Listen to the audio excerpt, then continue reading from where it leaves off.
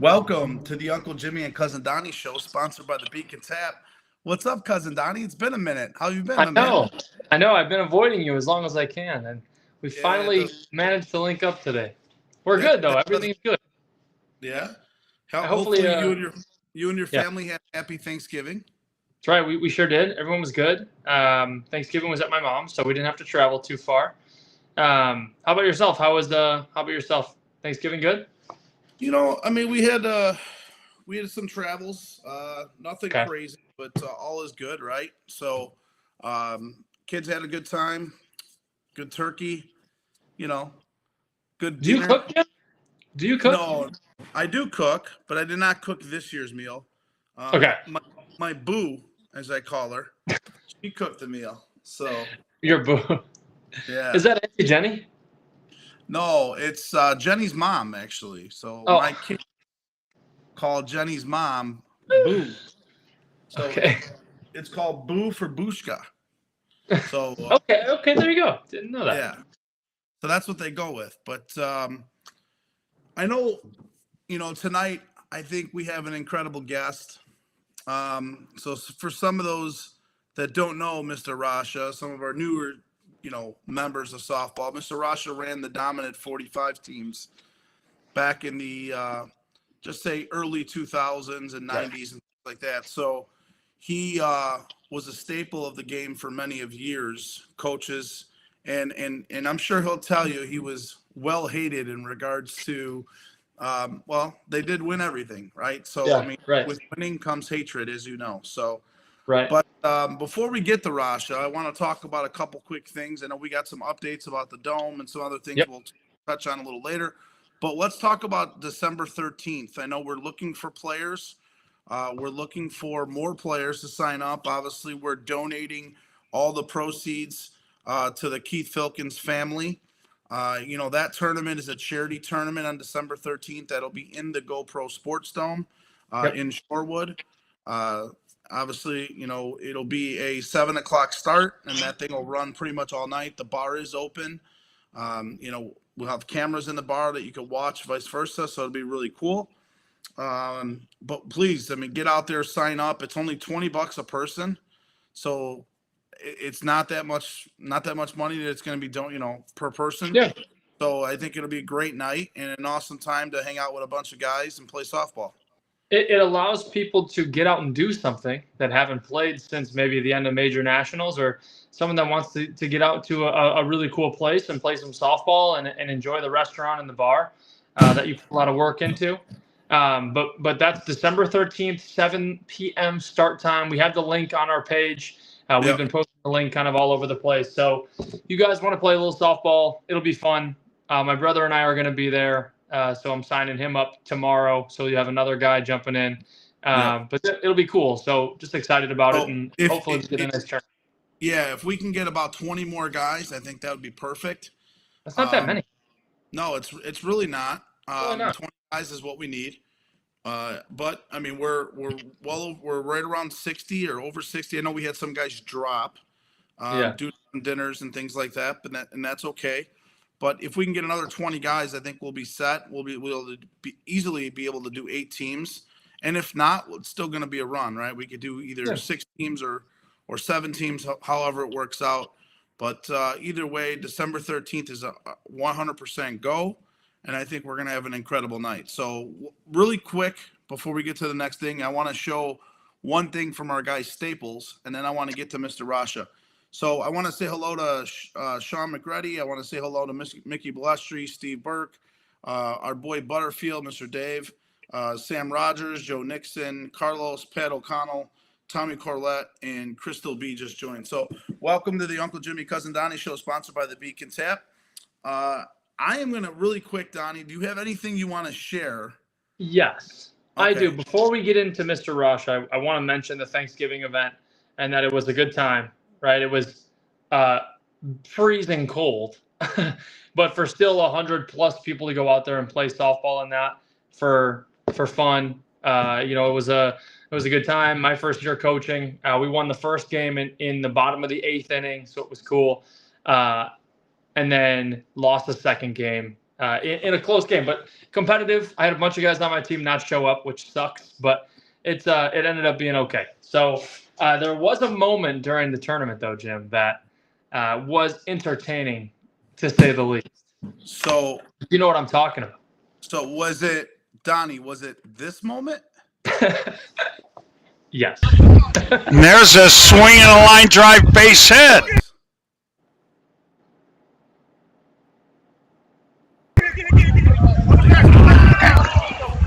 And he'll be safe there.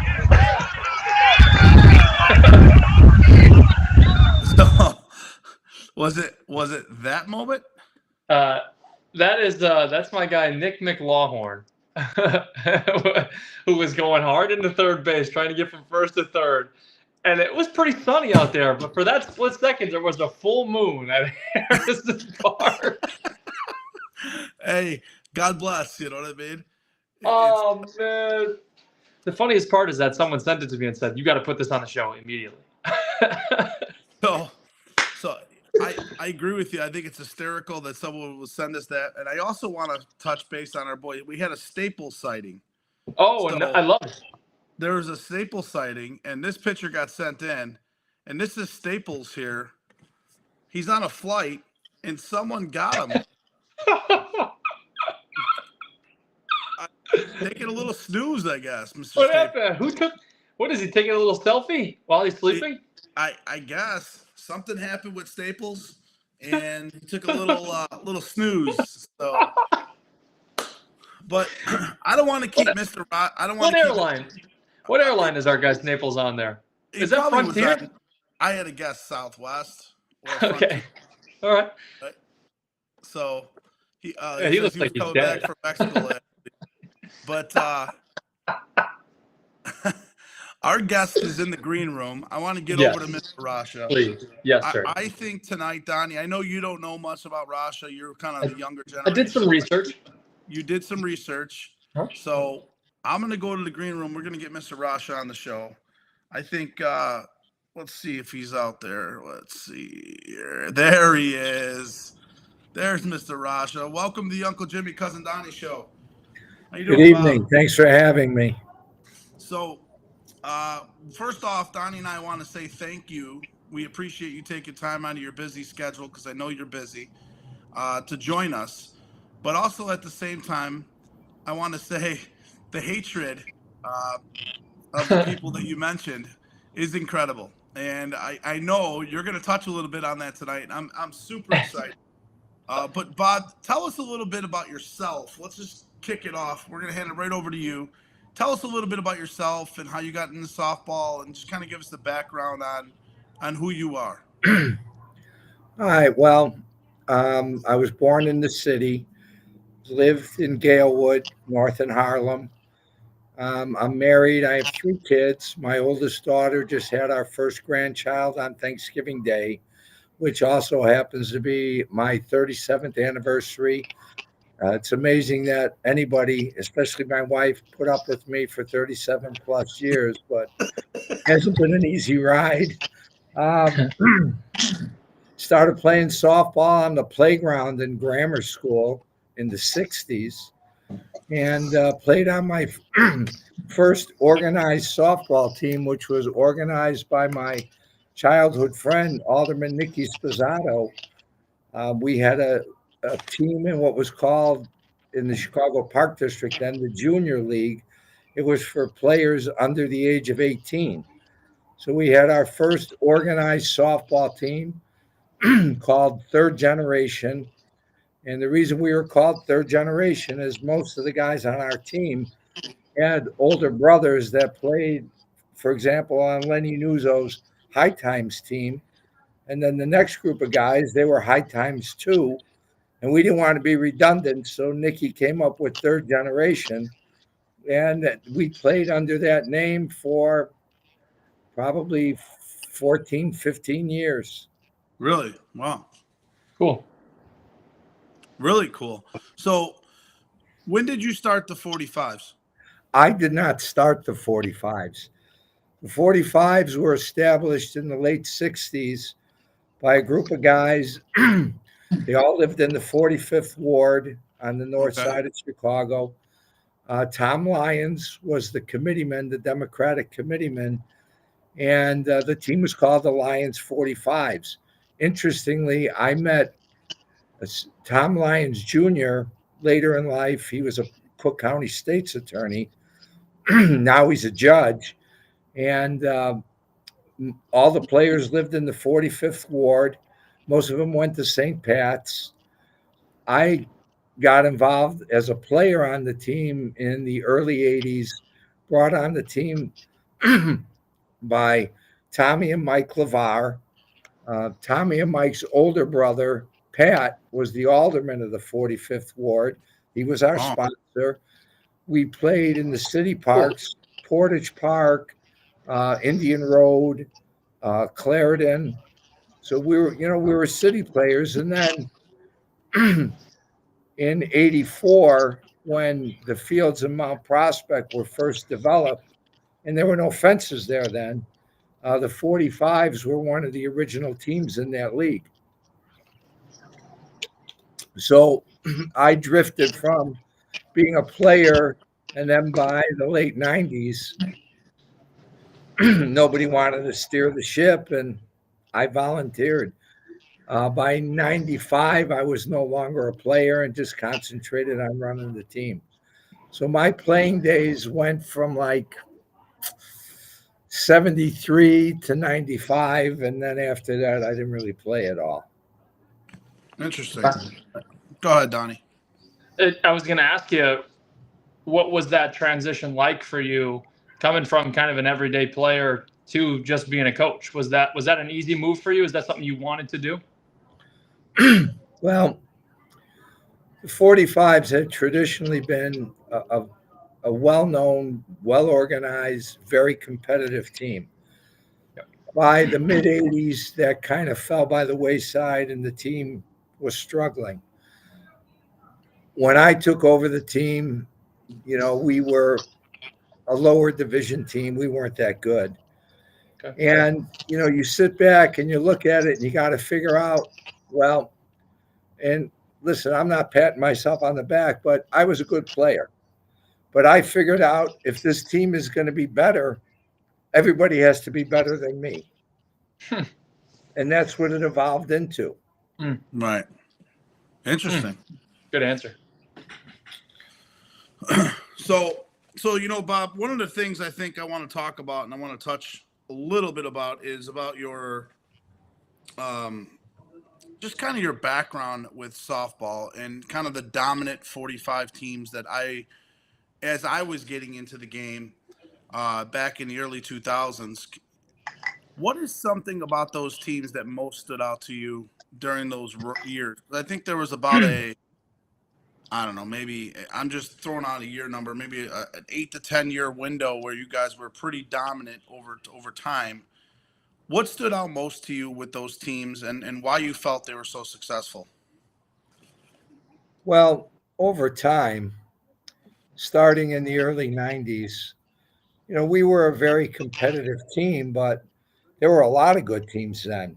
I could rattle off names of teams that maybe you guys didn't even know about, like Touch, the Whips, Sports Station. Those are all names that you heard, but those were the dominant teams at that time. The Taggers, Coopers, Bud North, all of those teams, March. You went to a tournament the tournament was loaded with teams. Any one of those teams could win the tournament. Right. Well, over time, we started developing into a better team, started to have a little success in league play and in tournaments. And then I think it was 96, we won our first Forest Park tournament. And on the final day of the tournament, we had to beat the 4 teams that were essentially better than us, or the 3 teams. Berger's Dollhouse team, Frank Mastari's Splinters team, and then we beat Lettuce in the championship game. So, for us, that was a huge accomplishment. We had won some other tournaments along the way, but, that's a little different. On any particular weekend, you might get lucky. Somebody's not fully staffed, and you take advantage of that. Our teams over the years, we always showed up with all our guys, even in the Right. 90s. And that was our calling card, and it wasn't really so much because of me. It was the guys that were on that team. The backbone of those teams all the way through the 2000s were like, for example, Tony Portencaso came to the 45s in, I think, 1993. And that was a guy you could set your watch on. Yeah. At every game, could play multiple positions, was a terrific player. But that's what makes a championship team. And then the biggest break we got, Timmy Flanagan left Lettuce and come and played with us. Larry Downs came. Mike Caputo helped me run the team. These are guys that were big-time softball players. And from that, we got other guys. Mike Stout, probably the greatest hitter I ever saw ever. Right. When you see somebody play every day, you have a different perspective. There are a lot of great hitters. Johnny Kelleher was phenomenal. But, Right. I saw Mike Stout. The thing I remember most about Mike, he was always traveling with his job, and he really couldn't practice much. We went to a tournament in April. He hadn't even shown up to take batting practice. He went 12 for 12 in the tournament. Pretty good.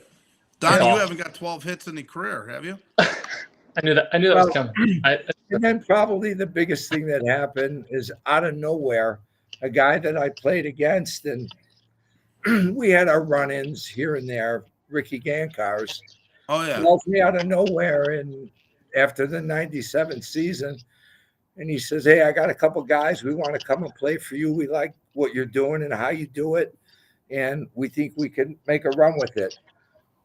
For my money, Ricky might have been one of the, I'm not going to say the best because everybody has an opinion. But when people used to ask me, well, what makes your team different than like Flash or anybody else? My answer was, our best hitter was our pitcher, and he led off. The other team was a pitcher, they didn't even let him bat. It's a good point. So That's very rare these days. I like pitchers that lead off, Donnie. Yes, you do. I bet you do. On the team that you run. So But what the thing about those teams is, if I went and dug out all the old scorebooks, the lineup was the same day after day after day after day, year after year. Yeah, there were guys that came to the team. There were guys that left the team. In every team, if you want to win, you got to have great players. I right. didn't get any smarter. The players just got better. But the backbone of those teams were the guys that maybe people didn't pay much attention to. Richie Villa, Joe Dooley, Artie Burchell, Danny Jalowick.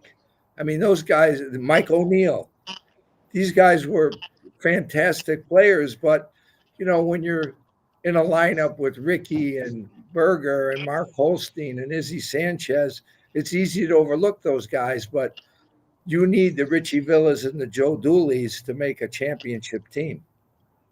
Sure. Right, exactly. No, it's a good point. And there's a comment coming from one of your greatest pickups, I think, ever, Mr. Jeremy Lafrano.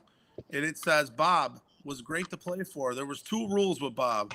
Wear your right uniform and play for the name on the front of the shirt, not the back. Well, as time marches forward, you glamorize what happened in the past, but Yeah. we really did have guys that supported each other. You know, sometimes people ask me, well, what was the best year you ever had? Well, they were all great years, whether we won or lost. You know, we competed, we did well. Probably the year that stood out for me the most was 2005. Mark Holstein flipped his motorcycle and broke his collarbone in like May. And everybody was like, oh, you guys are done. You guys are done. We played 36 games without Mark in the lineup. Our record was 35-1. Yeah. It's pretty good. Good coaching. Yeah. No, Pretty good. no, it was dedicated players. That's Yeah. all it was, you know. So Part of it too, and I'm sure this was the case, there was a little bit of a fear factor too. A guy knew, hey, if I'm not there and this other guy plays and he does well, you may not be in the lineup for a while. So I just got a text from probably one of your favorite guys, and his name is Jeff Berger, and it says he knows that you love Ricky and Frankie. They were the best 45, but who was the best 45 ever? Well, you know, Berger used to needle me all the time. He used to call some of the guys that were on the team before he came. He called them the untouchables. Those guys could go wrong. And he'd call me after the game. He goes, this fucking guy. Oh, sorry. This guy should be in the lineup, blah, blah, blah. Whatever you like. You play him because he's your guy. Well, you know, you got to dance with who you brought to the dance, and nobody complained about the results. Who was my favorite player, 45 player? Who was the best ever on the 45s? That's what I want to know. And your favorite, if you want to mention your favorite. Well, I got to say the complete package was probably Ricky. And I'm going to throw a name out there that people will probably say, why is he saying that guy? But I just loved watching the guy play the outfield and how hard he played. Was Brian Miller. Yeah, Miller. I mean, this is the guy that destroyed his face to catch a ball. Yeah. I mean, the guy just gave everything he had every time he walked on the field. And he made some amazing defensive plays. That's great. Go ahead. And Berger for the entertainment value. Yeah.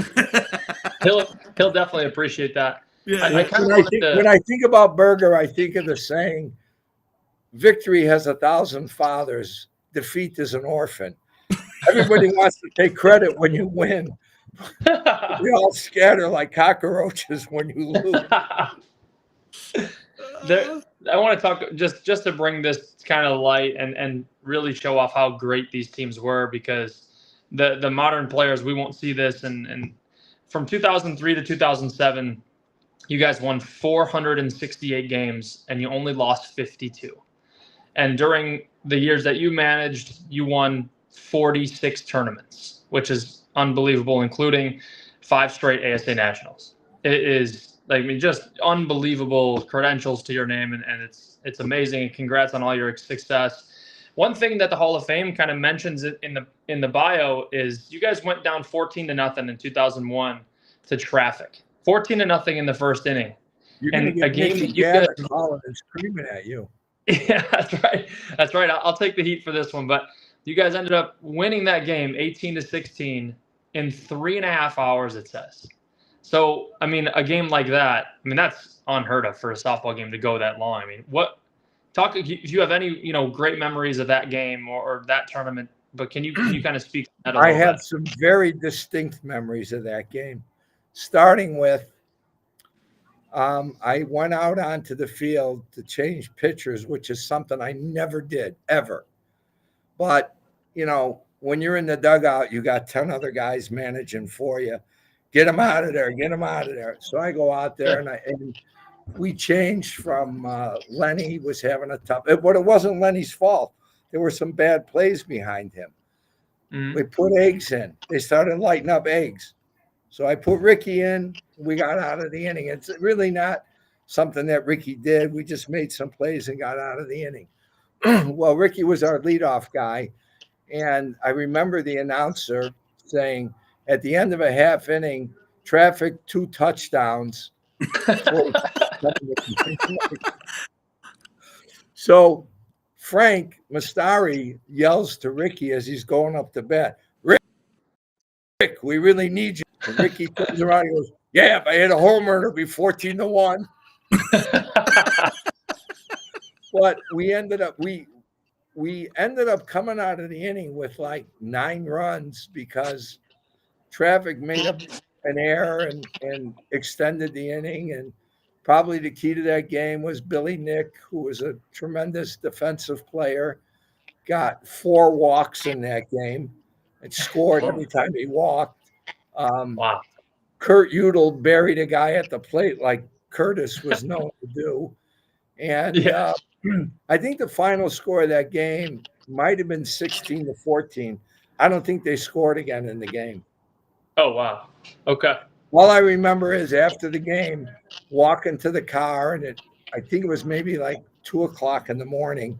And a handful of us drove to that place in Rosemont, the Huddle, which was right next to the police station, because Ricky knew every 5:00 bar in Cook County, so that's where we went. I got home about 4 in the morning, and my wife woke up and said, "Where the F have you been?" He said, "If I told you, you wouldn't believe me."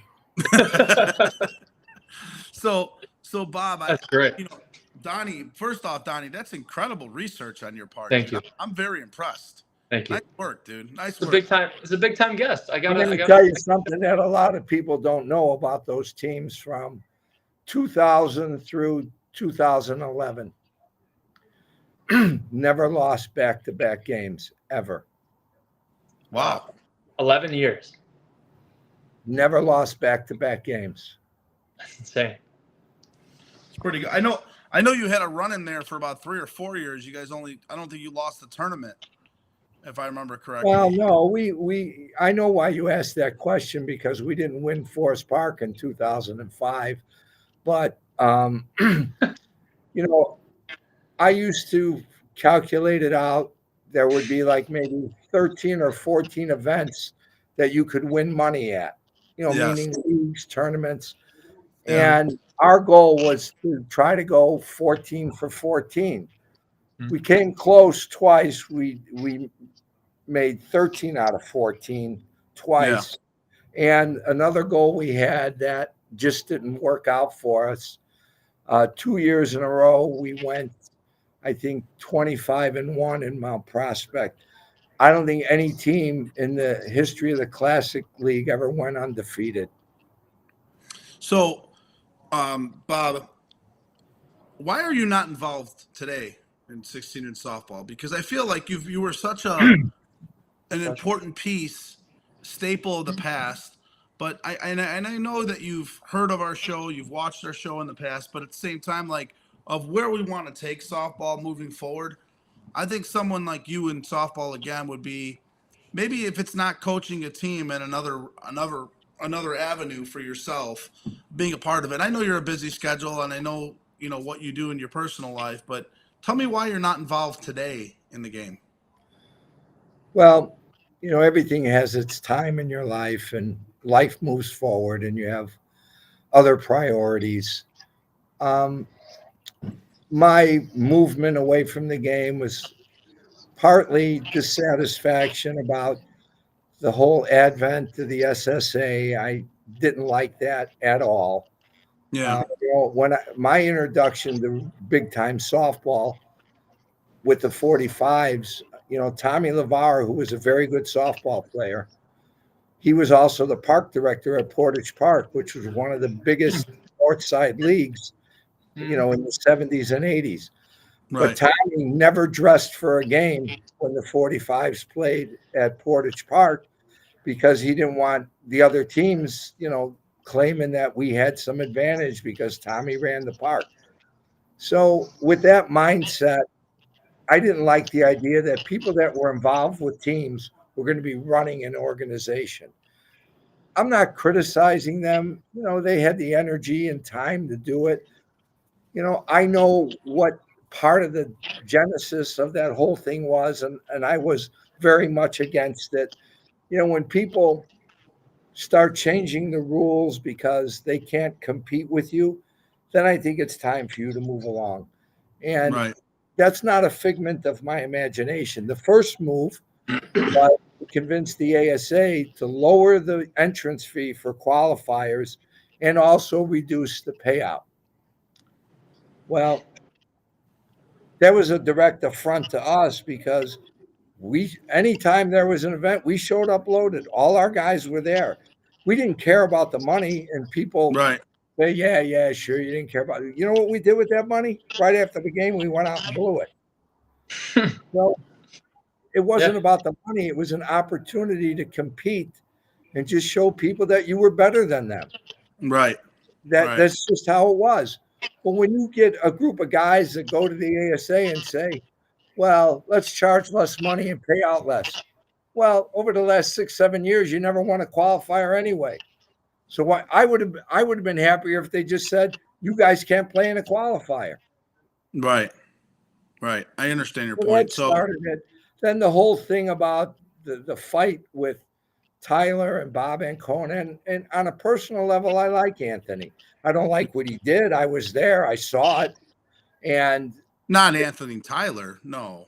Well, that's Jimmy's best all friend. Of a sudden, after that whole fiasco, we're starting this whole new thing. Well, what pushed me over the edge was I was not running the team with the same gusto I had ran it in the past. Right. And I could tell it was time. If you're not, you can't ask people to do what you're unwilling to do yourself. If you're not willing to make that daily sacrifice, don't ask somebody else to do it. Yeah. Well, what really put me over the edge at that point is when all this talk started about you have to declare in June if you're going to the SSA or the ASA Nationals. And I told our guys, I said, well, I don't play, but if you're asking me what we're doing, we have a tradition of winning ASA championships. That's what we grew up doing. That was our tradition. We have a title to defend. And if you leave it to me, that's where we're going. And then I got to listen to all this talk about, well, they're going to pay out money and this. And then I go, really? Have any of you guys ever worried about the finances of what we do? You never paid a dime for anything, including hotels, travel, meals, equipment, uniforms. You have more uniforms than any team in America. Yeah. And all of a sudden you're concerned that some tournament's going to pay out $5,000. I'm lucky in life. I have a job that I get paid well to do, but money doesn't motivate me. It's the sense of accomplishment in my professional field and on the softball field. That's all I cared about. Years ago, Jack Stout, who was a terrific man, even after Mike stopped playing, used to come and film our games and take pictures for us. Terrific man. I don't even know why he gave it to me, but I have this picture. It's still in my desk drawer of Sports Station winning the Nationals in like 1987 or 88. I forget the year. And they're all smiling. They're holding the banner. They didn't get paid 10 cents for that. Right. And if you asked any one of those guys, they do it 100 times over. Who cares about the money? Right. Yeah, no one's getting rich. It became a big thing. Right. And then the other thing that really put me over the edge is my son made his first AAA hockey team, which involves a lot of travel every weekend. He played in the HPHL, which is 3 of the teams are in Detroit, 3 of the teams are in Chicago. So even the regular league games, you got to travel back and forth. And then there's tournaments all over the place. They play a 75-game schedule as 9-year-olds. Right. And I have 2 older girls. My wife said, listen, I can't be taking him all over the place, and you're going to be at work all the time. I'm not leaving the girls home alone. So you got to make a choice. Well, it was easy for me to give up a lot of weekends in the summer for softball. I just work more in the winter. Well, the hockey season starts in August and ends in March, I wouldn't be working hardly at all on a weekend, and I just Right. couldn't do it. So that was my excuse. But I was very disenchanted about the state of the game, and Yeah. I just didn't want to do it. Well, I mean, here's the thing that Donnie, I don't know if you know the reason why Donnie and I started the show is really to kind of promote and enhance the game today, to grow our game, right? So people like yourself being in our corner, I think it's a huge plus to help grow the game, just from a business side point. And we all know what you do personally, but also just in general. I think, with the history of the game and kind of being a part of 16 in softball, I don't know how Donnie feels, but I'm sure he's on the same page as me. I think it'd be awesome to have you in our corner moving forward as we continue to grow the game of 16 in softball. And we've made some strides already in the first year and say 3 months that we've been running this show. Donnie, I don't know. You're shaking your head there. It looks like you have a comment. Yeah. No, I agree. I just there's some really good comments coming in during the show and while Bob's talking and whatnot. A really good one comes from Brett Helmer. He says 45s was a complete class organization when we played them both games this year. What an amazing history for that group. And Bob is kind of talking about it. And a really nice kind of touch on the history is great. So I agree with you, Jim. Well, I got to say, too, that. Did we lose him? He froze up. Sanchez is of keeping that team moving forward. I mean, I'm amazed that every year, not only do they have a team on the field, but a very competitive team. And, I talked to Izzy. I know part of it is he just loves playing with his son and his son-in-law, which is terrific. It's any person that has the opportunity to experience it. I remember Anthony used to run around the park with my son. Right. They were, Anthony's a few years older than my son, but they were little kids. As far as making the game better, this is going to be a little bit of a long-winded story, but in the 70s and in the early 80s, you actually had to win something to go to the Nationals. And they had these Metro tournaments that were, if you could win a Metro, you were a big deal. Well, when you're a young team and you go to one of these tournaments, and all of a sudden you get your schedule and you're like, oh, we beat these guys 3 times already this year. You go to the Metro and they have a completely different team. And that always bothered me. Right. And the thing that I think softball has to do, and I'm only looking at it from a manager's standpoint, you should have to play in a certain percentage of the league games in order to play in any of the major tournaments. You don't want to come to the league games, don't bother being on. Mike Caputo used to have a saying with the 45s, if you weren't on the team in April, you ain't going to be on it in August. Well, that'll be a good we're going to pin that one on the board, because when we get to the last question there that I'm going to ask you tonight, we're going to go back to that. But right now, Bob, I just want to switch topics a little bit. We're going to go to a thing called rapid fire. So what I do is I actually give you 10 names, and then you give me the first thought that comes to your head, okay? I put a list together. Your list tonight, it's usually a top 10 list, but I made it a top 11 because I couldn't squeeze. I wanted to ask you all 11. That's why. So I think some of them are funny. I think some of them are just, guys, obviously, mostly from the 45s that you've coached. But we're going to go and we're going to start with number 11. And you've already brought him up numerous times tonight on the show, and that's Ricky Gankars. The thing that separated Ricky from other great players of his era, when Ricky got into the game, in high school, if you called Rick at 2 a.m. and said, hey, we're going to drive to Milwaukee and play in a tournament tomorrow, he'd tell you, pick me up in 10 minutes, and he'd be there, ready to play. I love that. I just loved the game. He loved to compete, did a lot of crazy shit. But when it was time to play, I got to say, he did it all. I love that. Number 10 is Keith Filkins. And just so you know, Donnie and I are running a tournament December 13th for the Keith Filkins family. It's a charity tournament. All the players are donating $20, and we're doing a draft tournament in the Dome out in Shorewood. So, but Keith Filkins, number 10.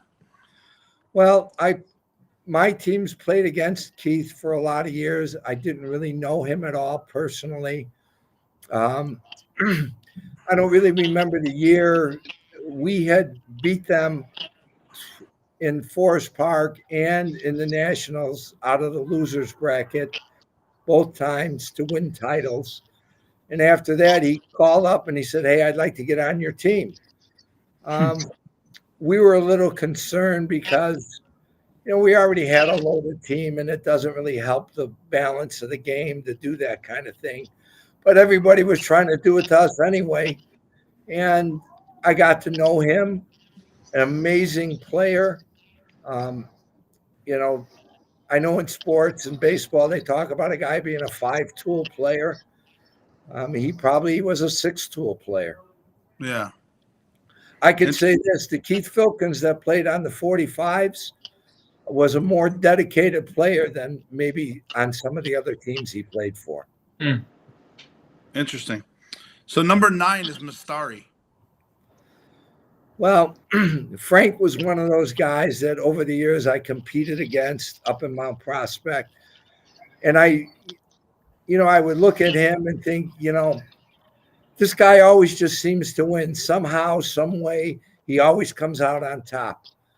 And another guy that out of nowhere called me up and he said, I want to join the team that my brother and Ricky played for you last year. I want to come to the team. We met at Giannotti's for dinner and he handed me a list and he said, "These are the guys I want to bring." And I looked at the list. I said, "My name's not even on the list." But Frank was a terrific teammate. The thing about Frank is on the field, he never said anything negative to a teammate. If you made a bad play, he would just say, "Get the next one." Yeah. Head was always in the game. Always. So number 8, I got to play against him in my younger days, and the guy was always a nut on the field, but I loved him, and that was Madlock. Tell me a little bit about Madlock. Matlock is a guy I could truly say that I despised him when I played against him. And I played against him in the 70s at Shabona Park. He was always yapping, always had something to say. He was the guy that him and Berger coined the phrase. He used to call us the 40 fags. Some people still call them that. Yeah. Well, but I'll say this, as a teammate, when Jimmy joined the 45s, you couldn't ask for a better teammate. In fact, something he did one night in the Forest Park tournament, a guy who didn't start for us, I told him to go pinch hit for somebody, and he didn't like that idea because we were already winning by a lot. And he kind of just like waved me off. And Jimmy turned to him and said, "There's only one boss here. And if you ain't going to do what the boss says, get your shit and get out of here." That's Jimmy Matlock in a nutshell. Yeah, good point. So number 7, this is a guy that I think some of softball would know, but I know you definitely know him because you've had some heated battles with him over the years, especially in the courtroom and so on, and that's Dave Tenza. Well, I used to run into Tenza at the courthouse, and he'd always bring up to me that they beat us in Forest Park one year, which is that year that we only won 13 of the 14 events. And what I thought was odd about that is it was such a big deal to him. And I said to him, I checked, your name isn't on the back of the shirt, so what difference did it make? Anything to us. Yeah, that's a good point. So, number 6, I'm sure you played against this guy numerous times over your time, and that's Bobby Jr. So Bobby Rush Jr. Bobby, obviously, is a coach now on Flash and is very relevant in today's game. So I felt putting Bobby in this list here. Tell me about Bobby Jr., Russ, battling with him over the years. I know you've played against him numerous times. Bobby was a gentleman. he was a competitor, played hard all the time. Him, his brother, Ricky, they were part of that group that, Joe Dooley, they'd play anytime, anywhere, and they played hard. Yeah. You know, Bobby, I actually recruited Bobby to come and play with us before he went and played with Lettuce. Wasn't a huge fan of his dad, although I respected his dad. Yeah. I did respect him tremendously. I didn't like how he would be constantly riding the umpires and stuff. And Bobby was never that way. I have a lot of respect for Bobby. I know there's always been a debate who was better, Bobby or Izzy. Well, listen, even if Izzy wasn't a good player, Izzy was my player. So Right. I'm say that my player is better than your player, whether he really Right. or wasn't. That was my mindset. And Right. from the old school, that if I really wanted to be that guy's teammate, I'd be wearing the same jersey he has. Yeah. Good point. Good point. So number 5, we'll kick it back to the 45s, and that's Larry Downs, number 5. Well, Larry was back and forth on the 45s for years, like a yo-yo. Loved the game. I actually played softball with Larry's dad back in the 70s. Wow. Larry always played hard. I love Larry, his family, his brother. But Larry also has one of the all-time 45 highlights on his resume in a rather inconsequential qualifier game in Mount Prospect that we're already probably winning by a dozen runs. But, Larry only had one speed. He hit a ball into the outfield, went flying around first, went in hard to second base, and John Westermeyer had his back to Larry. And Larry went in and took his legs out and flipped them up in the air, and he landed hard on his back. And Westermeyer was not happy. Don't stand near the base. Isn't it amazing how we remember those things? It's just incredible. I love it. Yep. So number 4 is someone you just brought up, and that's your first baseman, Israel Sanchez. I could talk for hours about Izzy. He's first of all, a terrific human being, a great family man, puts a lot of effort into everything he does, a great teammate. The first 10 years that he was on the 45s, actually one night he played right field for us. That's the kind of guy Izzy was. Wow. Gave 1,000%. One of the sadder things I witnessed firsthand was when he ruptured his Achilles, and we had to carry him off the field. My brother-in-law, who's a surgeon, actually operated on him, and that's when I started rethinking the whole 45 thing, because I knew if I stayed involved, those guys would just keep playing, and I didn't want to see anybody have injury that could affect the rest of their life. Well, Donnie, you know what? This is we get into the top 3 here. We know who number 3 typically hand it over is. to you for comments. Is there any comments or anybody that? Yeah, Ron Kubicki says, "Tell Bob I say hi from Arizona." So hello to Bob from Ronald Kubicki. Jake Olson says, "Thank you, Bobby," with a couple exclamation points. Tommy Storino was talking about somebody earlier in the rapid fire, says a great player. Byron Surs says, "Westy, the best teammate I have been privileged to play with," and I believe you're talking about Westermeyer, who Larry Downs destroyed in that story you told us. But yeah, no, great comments coming in all night. Bob, people are pumped to see you on the stream. So again, thank you for joining us. And Jimmy, this is where the fireworks happen. So don't let us down here, okay? In these last couple moments. I will not. So number 3 is somebody who we always bring in our top 3. This is a guy that I think is probably a better lawyer than you, from my understanding, on the street. He's a guy who, dedicates his ass off to softball as well, and that is our boy Gio. Number 3, Gio. Well, let's start with the first thing you mentioned. If he's a better lawyer than me, I'm going to go drown myself in the pool like behind me. It was a joke. I forgot more about being a lawyer than he'll ever learn. Okay. I admire the dedication he has to the game.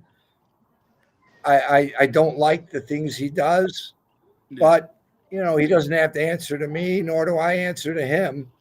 But he was the moving force behind that whole SSA thing, which I don't even know enough about it to really comment on it, other than to say I'm glad I never got involved in it. Right. So when Gio was a pretty decent player though in his day, wasn't he? Decent or no? Well, I really don't have a memory of him actually playing, but I do remember he had all kinds of paraphernalia, wristbands and all kinds of shit. I don't remember ever competing against them, but maybe we did. I don't know.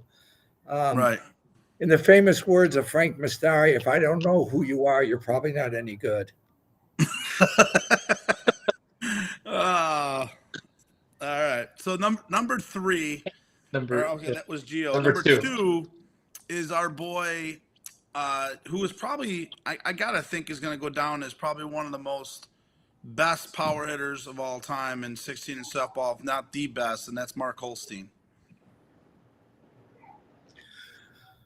Well, Marky was a guy who came, from I think Sal Milazzo's team. Joined us, I think, in 2002. And what I remember most about Mark is in the spring of 2002, the 45s came out to Arizona to play in a tournament in like March. And most of the guys on that team were significantly older than Mark and, did a lot of crazy things. And he got exposed to that. And I think he was probably like a deer in the headlights. He was like, what did I get involved with? But I can honestly tell you, from what I saw, nobody hit the ball harder and farther than he did. Yeah. He's a great teammate. Enjoyed having him around. Was very instrumental to helping us win the things we won. I mean, a lot of times in the Nationals, the first 2 guys would get on and Marky would hit the ball over the fence and it's already 3-0. Yeah. Yeah. No, I mean, Simple game there. Especially in the Mount Prospect days with the fence 265, he put it out easy over there. Yep. So makes a lot of sense. And number 1 is my Berwinite, my buddy. One of the guys that I grew up watching and playing because we came from the same neighborhood. Hence that we both have really good hair, and that's Jeff Berger. Well, over the years, Berger was never shy about giving us the needle. When we played against him, he always had something to say. And probably the funnier part about it was, back in the 90s when Tim Maher had that radio show, Berger would always be on with him and they'd recap whatever happened for the week. And I remember we won one of Melman's tournaments, which paid out pretty decent money. And Berger made a comment like, wait a minute, that can't be right. How did those guys win? But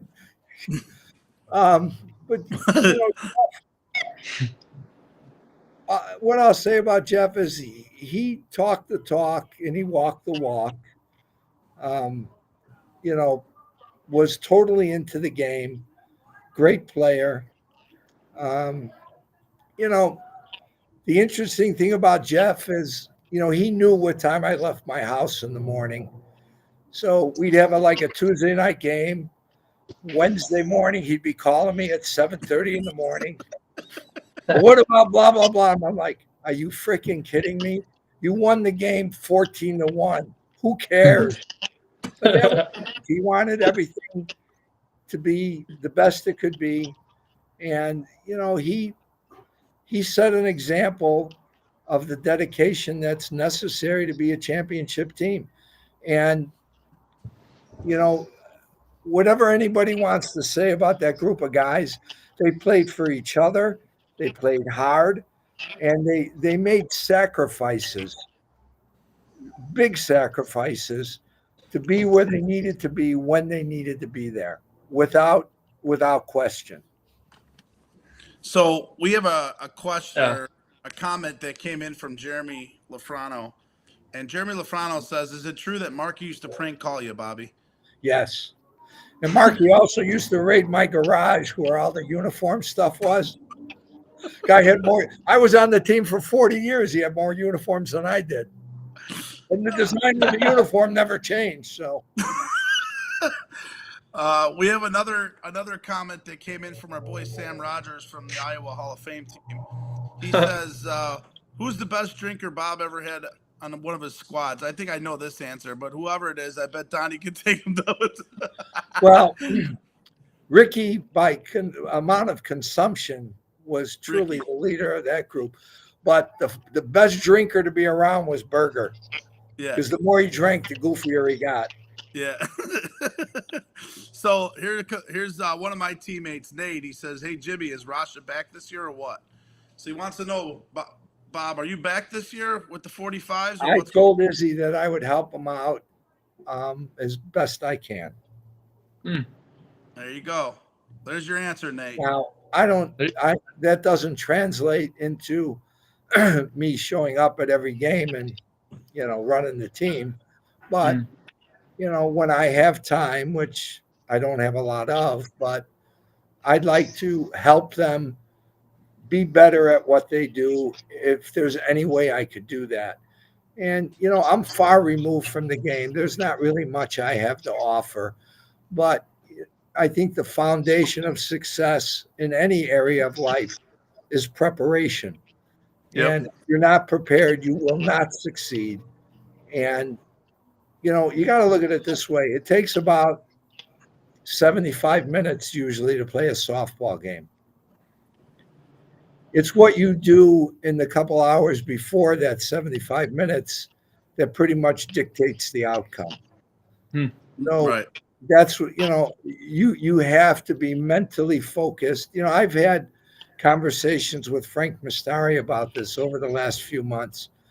And he just tells me about how much different the mindset is from the guys now to when we were players and were on a team together. As dumb as it sounds, it was a huge part of our life, and it meant a lot to us. And, right. I hear things that just doesn't mean as much to other people.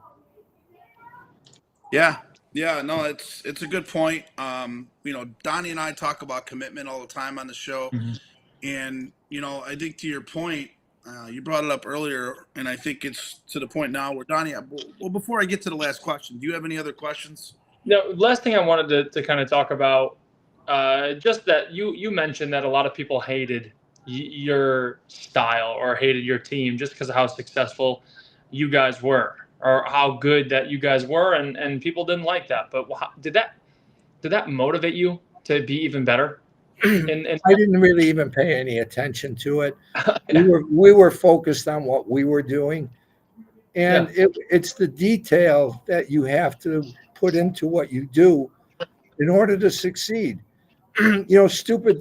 People used to make fun of us, like, well, why do they have to have the exact same uniform? Why are they all wearing the same spikes? Why are they all wearing the same hat? Well, there's a reason it's called a uniform, and there's a reason that teams wear uniforms. You want to be an individual, go play golf, go play tennis. Don't bother me. Okay? I like that. And, that's just how it was. You want to be a team. It starts with, as petty as it sounds, look like a team. I agree. I love that. We had a guy that played for us for a number of years, and great guy. He used to make a comment. And sometimes, if we didn't play, Mike O'Neill would say, the uniform won that game. Meaning, you show up there with 15, 16 guys, all wearing the same uniform, they look at that and they're like, okay, what are we in for? Well, It's a great point, Donnie. And if you go back to Rismondo at Major Oh National, my God. I was just thinking about that. I mean, they have pants, shirts, bags, hats. I mean, it's well, like a I'm going to tell you something else too that I used to do. It gets to be, after Forest Park and you're looking forward to the Nationals. I would, at a meeting say to guys, all right.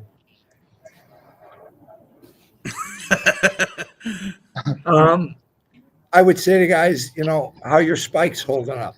Do you need a pair of steel spikes? Do you need a new glove? Whatever you need to help us win, you're going to have it. We lost the game one time because a guy playing the outfield slipped on the grass and didn't make a play. When he came into the dugout, I said, let me see the bottom of your shoes. And he showed me his shoe. I go, why aren't you wearing your steel spikes? Because in that tournament, you could wear them. Oh, I forgot them. I took them out of the game.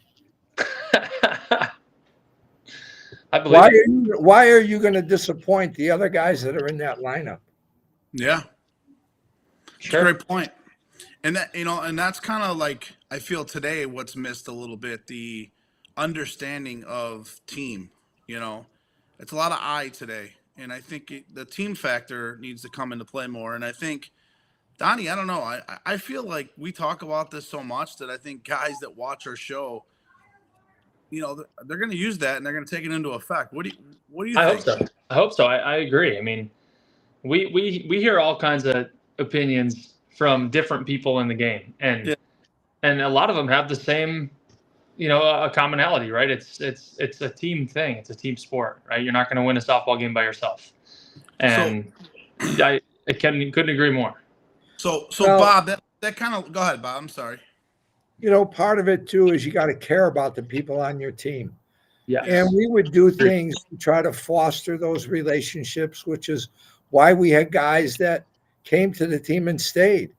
We had a tradition the Wednesday before the Nationals, whether we were in town or out of town, I would have this dinner at my house in the backyard. We cook up some steaks. My wife would prepare a huge meal for us. But the real purpose of the get together was after we got done eating, I would take a bar stool and put it in the middle of the yard. And each guy on the team had to go sit in that chair and talk. Now, you're on a team and, there's guys that don't say a word the entire season. You don't know what their opinion is. You don't know what they're thinking. And I think it's important that you know what a guy's thought process is. We used to write down questions and put them in a hat. And the guy'd have to pull out a question and answer the question. There'd be goofy stuff like, in order for us to win this weekend, we have to do blah, blah, blah. Well, you want to know what a guy's thinking. Yeah. And, when I think back about my time in softball, that's probably my fondest memory was having those dinners and listening to what guys had to say and, just getting to know the people that you played with. You want to compete with somebody, you need to respect them more than anything. Right. And that's one thing that Berger has told me, that you always created the best team atmosphere he's ever been a part of. And I think coming from Jeff, knowing Jeff, that speaks volumes to what you do. Well, let's not kid each other. Winning creates a great atmosphere. Okay. Yeah. If we weren't peeling off title after title after title, it would have been a disaster just like any other team. But, people didn't always agree with what I said or what I did. I never heard anybody complain about the results. Yeah. Good point. Good point. So Bob, that leads me to my last question. It's the question I ask every guest, and you kind of started touching on a little bit earlier in the show, and that's why I put a stop to you, because I want to really hear this more in detail. And that is basically, if there was one thing today in softball that you could either change or bring to the game to make the game better, what would it be?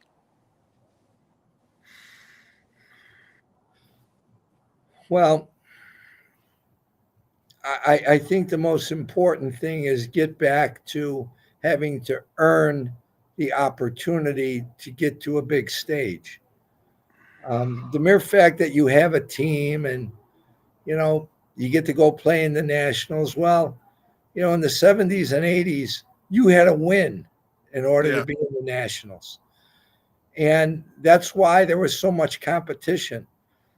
Guys would go to another team thinking, well, that team's going to go to the Nationals and my team isn't. So I want to be with those guys. Well, now it doesn't matter. Yeah. And it really, what it comes down to on the entire level is you have to earn the opportunities. And it's as simple as, okay, you showed up for Forest Park, but where were you last Tuesday when we played in Westchester?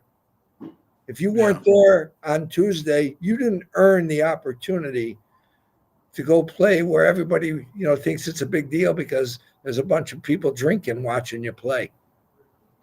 Yeah. And it really, you got to get back to earning it. And I don't know how you do that. I really don't. It's not an easy thing to do. The pool of players is so much smaller now than it was when I grew up in the game. In my community, Sayre Park had a big softball league. Merrimack Park had a league. Amundsen Park had a league. Portage Park had a league. Everybody had leagues. And Portage Park ran a different league 6 days of the week, and there were 12 teams in each league. And you had to matriculate up to the higher level. They didn't care who you were. You started out in the D League. If you finished first or second, you got to move up to the C League. That's just how it was. Now you got to beg people to come and compete. Yeah. True. No, I don't even think they play softball at Portage Park anymore, unfortunately. They don't. No. My dear friend, Tom Zarnick, who unfortunately passed away a while ago, I met Tommy at Portage Park in the early 80s on the 45s. Well, Tommy knew I worked downtown, and Tommy knew every guy that played softball in the entire Chicago area. And he would be at my office and say, hey, there's some guys playing at Smith Park. They need a couple of guys. Meet me over there. And I'd go meet them over there like at 6:15. The games would start at 6:30. And then we'd go play in the suburbs somewhere under the lights. But that's how guys became better players. They played all the time. Yeah. And, there's not those opportunities anymore. My cousin Nicky, who it's actually my wife's cousin, he was always on our team. Great guy. He used to ask me all the time, why are the guys like Eggs and Forgetto and Frank, why are those guys so good? I said, because they played all the time. I would play against Forgetto at Portage Park at 6:30, and then we'd play together at 8:30 at night in Mount Prospect on the same night. Yeah. That's just how it was. Yeah. Cool. No, And the players that want to be good, it's kind of sad that they don't have those opportunities. We used to drive around with 3 and 4 different uniforms in the trunk of our car. Yeah. No, when I first started, I would run from Wentworth to, you'd play 3 games in a night at 3 different times, 6:30, 8 o'clock, 9:30, or 9:15. So we'd run from park to park to park. That was kind of the fun of it back then. Nowadays, you don't do that. Nowadays, you don't have the opportunity a lot of times. There's park leagues out there, but, I'd like to make this my closing comment, and I am much appreciative of you giving me the forum to express my thoughts that most people probably couldn't care less about. But again, I would like to openly thank all the guys that played on the 45s over all those years for the tremendous sacrifices they made, the time away from their families. There's a little part of that unless you lived it, you don't really understand it. And that was that long stretch where You win all those tournaments, and occasionally you don't win the tournament and you came in second, you're still the last team, one of the last teams going home. And Yeah. every weekend, it was Friday, Saturday into Sunday night late. If a lot of teams, and I'm not criticizing anybody, but over the years, there'd be somebody'd have a hot run and other teams went home. Well, during our stretch run, it was us all the time. And that took such a huge part out of everybody's family life that every weekend you're gone. Some of the tournaments started on Thursday. You're gone Thursday, Friday, Saturday night, Sunday night. And that was a huge sacrifice for which I'll forever be thankful, because I got the glory of people saying, well, it was your team. It wasn't my team. It was everybody's team. Yeah. And, I just steered the ship. That's all. But, without those guys, I'd have been the same dumb manager that I was when I started in the early 90s. So, Right. The amazing thing about that group was their dedication to each other and their will to truly just be better than everybody else. Yep. And yeah. there have been a lot of great teams over the years, and I'm not diminishing any of those teams. No one ever had the sustained success that the 45s did for that extended period of time. And it wasn't just winning tournaments, it was winning all the league games too. Yeah. Which is the real testament. Anybody could do something on a weekend. Go do it every day. Then you did something. Right. No, that's a good point. And so Bob, at this point, I know that's your closing statement for the team and stuff, but at this point, we usually hand it over to our guests of the show to ask any questions for Donnie and myself. Anything that maybe comes to mind, anything that's top of mind. And before we get there, though, Donnie and I, we talked a little bit about why we do this, right?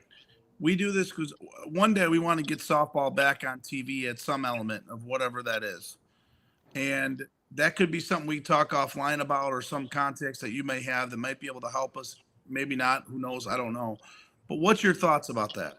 And then, get into your question. Well, I know that local sports programming is kind of in the toilet. So, that's going to be a hard route for you guys. But maybe there's other ways you can do it. That's not an area that I have any real knowledge in. But I'll tell you what, the first step in that is you want people to take your product seriously. You better have a serious looking product. And maybe, I don't think you guys were around when Melman developed the TV league back in the 90s. Mm-hmm. He arranged sponsors for everybody. We had a big time sponsor. We had Budweiser as our sponsor. And we were lucky that we had whatever money we needed, for uniforms and all that stuff. But Rich's thing was everybody had to be in uniform because he wanted it to look like a professional product. And again, I don't want to be harping on the uniforms, but if you want to be taken seriously, you need to look serious. Right. In order to get to that next level, I think that has to be the building block. I ride Izzy because I don't like the way they look, but I'm not involved. At least now I am, and maybe that'll change. But, seeing a bunch of guys wearing shorts and nothing matches, no one's going to get serious. You said it firsthand, that 12-inch team, you saw those guys rolling up, and somebody probably thought, well, these guys aren't here to fool around. Right. Yeah. Exactly right. Yeah. So, Bob, do you have any questions for Donnie and I? Anything that comes to mind of why that comes to that lovely head of yours? I mean, what do you guys think could be done to really foster better development on any level? Go ahead, Donnie. Start with you. We kind of touched on it a little bit with, my ultimate goal with this, Bob, is to try and get some stream national TV or any sort of local TV with this. I think it would be great to see 16-inch softball on TV in some sort of aspect. I think putting out a good product is a great note, something that we can, take into consideration with how people are dressed and how people present themselves for these games. Because if it looks professional, why not, right? Also, I mean, just like we mentioned, we don't see a lot of leagues at different parks anymore. We talked about Portage Park. There's no leagues there anymore, and you used to have A, B, C, D leagues there. It would be great to get games on TV and to get some notoriety back in some of the parks that aren't played on anymore, just to try and grow the game as much as possible. And that's what we're trying to do here. I think that, the baby steps that are necessary are, I don't see what the big deal is about getting a shirt and a pair of pants that looks the same as everybody else's. Yeah. Sure. I don't think that's a really hard thing to do. Secondly, I think there has to be some requirement that you compete in a certain number of the regular season games in order to play in the other events. Sure. And, maybe when a guy's like, well, I want to go to this bar with my friend Tuesday night. Well, maybe you come and play the game and then go to the bar later. I don't know. Yeah. From a manager's perspective, I grew up in hockey, and my son's been in hockey forever now. A coach controls what happens because they take away your ice time. Well, in softball, there's really nothing you could do. A guy leaves your team and he just goes and plays somewhere else. But, they need to, if you're going to be involved in the game, be involved in the game. Don't just pay a lip service. Well, I also think that, I know this is, people always say it's a different time nowadays compared to what it was back then. More people know about other people's business because of social media and so on. But one thing that we always talk about, and it's something that to your question, is how do we do it? How do we do it better? I think we got to shorten some of the tournaments, make it single elimination, bring some more urgency around what we do. To your point, look the part, right? Make it more button up if we are going to try to get to the point where we're going to get back on TV. I just think the urgency of playing 16 in softball isn't what it was 10, 15 years ago. And I think that's because the major teams nowadays, they don't have the commitment that it was 15 years ago when I started playing. It's just not there. And I know that, I think that trick, shit rolls downhill. And from that point on, if the major teams ain't doing it, why would the A and the B teams do it? So, to me, that's where I think it starts. It starts with the 5 or 6 teams now. I mean, one of the best teams on paper plays in one league, and I want to say that half their guys, probably 30% of their guys, don't even show up half the time. Who's that? And that's Circus. And if you look on paper, they're probably the most talented team on paper, if not right there with some teams. But the flip side of that is it's their team, and if that's the way they want to do it, that's their business. Right. But that doesn't open itself up to any long-term success either. You might have some momentary success, but if you want to have sustained success, that's something that you have to do day in and day out. Yep. Yeah. You're absolutely right. I mean, you're 100% correct on that. And I think that's where I think our game is, to take it to the next step. So, maybe part of it is there possibly could be some conversation with the people that run the leagues, work the schedule out some way where, certain teams on a rolling basis get like 2 weeks off at some point. They want to go on vacation with their family, go on vacation. But you'll know far in advance that this is something that's already on the books, and you take your vacation then. Yeah, no, great point.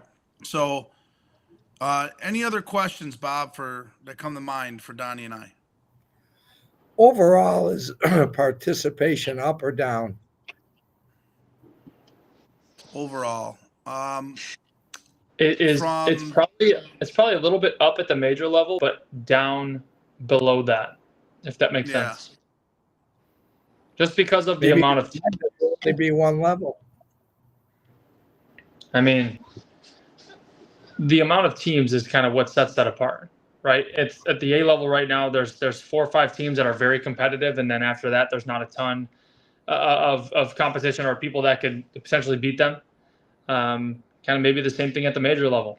The top 5 teams are very, very good. And does that hurt participation? It could, right? You don't have the motivation to go out there and get, potentially killed every night. But I don't know. That's a good question. I would say participation at the major level is up. Yeah, I would say up, but the quality of players are down. Well, there is no answer to that because most guys that ended up on major teams in the 80s and 90s all had their start in the city park leagues. Right. And once the city park leagues dried up, there was no what I would call feeder system to get competitive players out there. And, that's a problem. Well, that's what I think. And I think it's down from what it was 20 years ago because you just had more talent and more players, more teams. Now I think you have less teams. I don't think the talent's less, but I think there's less good players because of the fact that there's not as many teams as what there were back in the day that were quality teams. I think today's game, there's only, you could probably go as high as 10 teams that I feel that are competitive all the time, at the major level or that could win a tournament. And then, obviously there's a couple Iowa teams that you could throw in the mix too. But outside of that, could an 18 beat you once out of 100? Sure. It happens, right? Upsets happen. But overall, I think that's the part of the game that we have to grow and we have to continue to grow to get more quality players back into the game. And I think, yes, some of the Southside softball, like Kennedy Park and some of those leagues that are playing, does that hurt? Yes or no? But a lot of those kids don't want to leave the parks. That's the problem. Right. And there's some good talent on the South side. And I'm sure there's good talent on the North side, but they don't want to leave the parks. Well, I wish there was a better answer I could give you, but I don't have an answer. It's been, more than a dozen years since I was actively involved. I've watched a few games over the years. I was out at Forest Park this year. I thought defensively the teams were pretty good. The hitting maybe not as much, but that's just my opinion, and maybe I just didn't see the right games. But everybody glorifies the past, and I don't want to be that guy, but it just looked different back in the 80s, 90s, the 2000s, and it doesn't look the same. And that really shouldn't matter all that much, but it kind of does. Yeah, understand. Well, guys, I got to run. That's great. Thank you so much for having me on. I enjoyed it, and I wish you guys the best of success.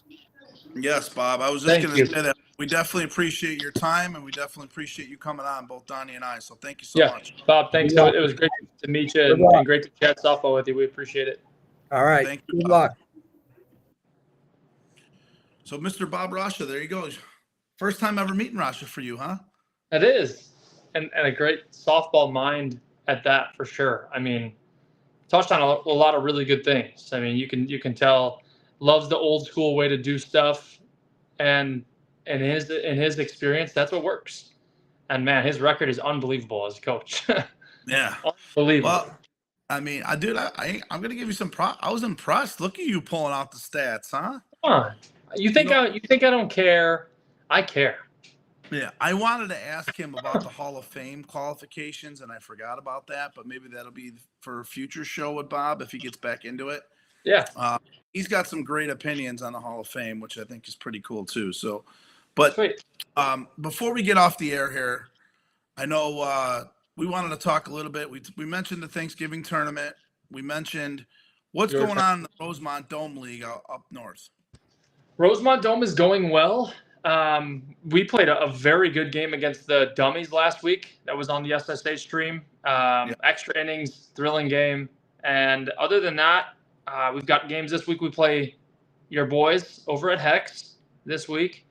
Nice. But yeah, things are good. It's just good to get out and play and kind of see the guys and get, a feel for anyone that's new coming over. I'm sure a lot of guys will agree. It's just, it's good to see your teammates. It's good to see people you're going to spend the summer with. Matt Peckus, Staples should know about qualifications to get in. Is he in the Hall of Fame? Who, Staples? Yeah. No, I don't think so. I'd vote for him. He's got my vote. Oh, yeah. For sure. No. But yeah, Rosemont's good. Everything's good. Just kind of excited to see you on the 13th. Those 2 weeks from that tournament. We'll figure out. You know what? Since Jake Olson loves to comment so much, I would love to have Jake Olson on the show. And I would love for Jake to sign up for the charity tournament on December 13th. Tell him there's room in the dome to hit this flip. So let him know.